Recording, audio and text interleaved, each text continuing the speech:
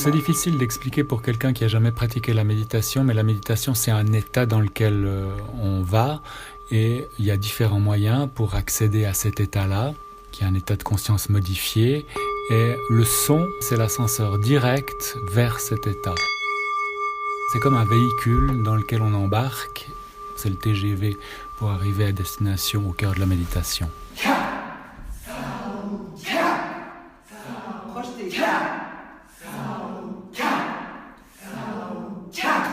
Toute la méditation vise à emmener le pratiquant dans une zone d'accès où il peut y avoir une conscience de ce qui est habituellement caché. Le son, c'est comme une flèche qui vise directement au cœur de la cible qu'est le subconscient. Et c'est donc la connaissance des parties profondes de notre personnalité qui peut apparaître et sur laquelle on peut agir.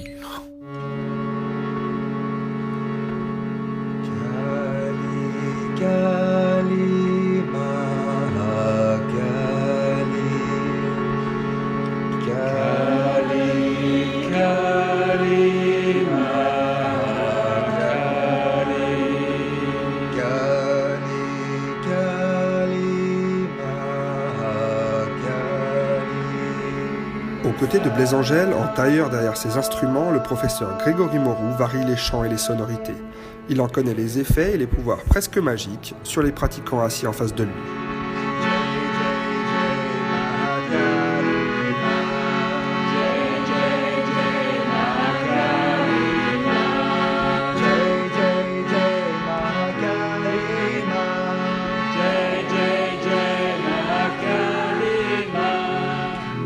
En revanche, maintenant, pour ce qui est de la programmation mentale, on pourrait dire que le son va permettre de préparer le terreau fertile du subconscient pour qu'on puisse y planter une graine, qui est donc la préparation mentale ou l'objectif qu'on va viser. Et dans le yoga, cette graine s'appelle le sankalpa, ça veut dire le souhait.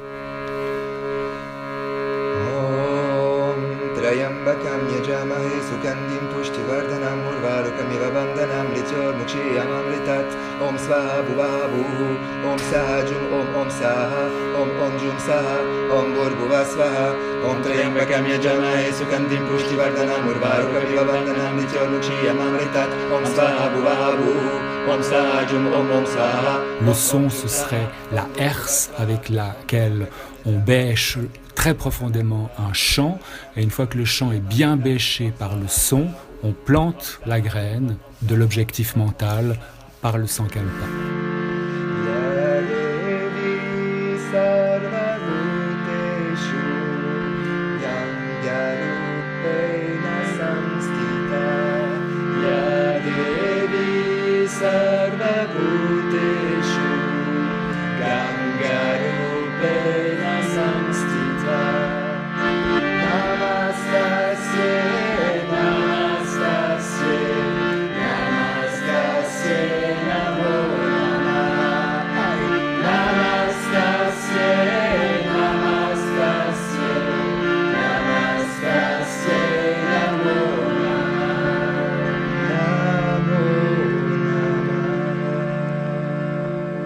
C'est pas le corps qui travaille, c'est sûr, mais je trouve que c'est une aide assez efficace pour la concentration.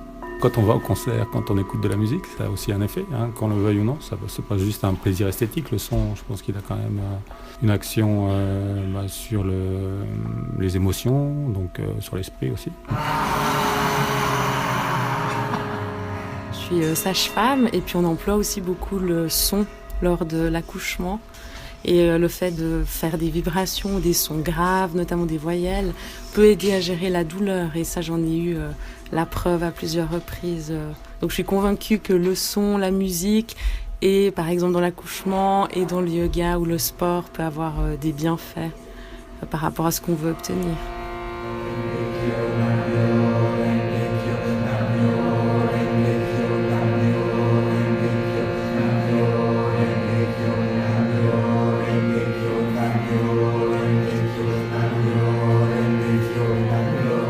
C'est un contact direct, la preuve.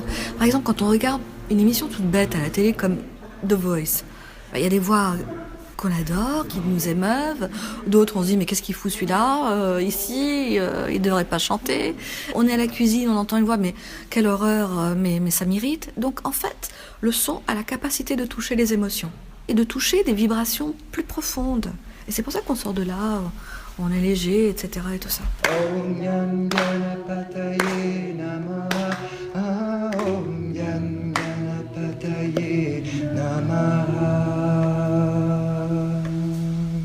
Donc c'est très intéressant comme expérience en fait. C'était en même temps centré sur moi-même et puis en même temps genre une sorte d'union avec tout ce qui était autour en fait.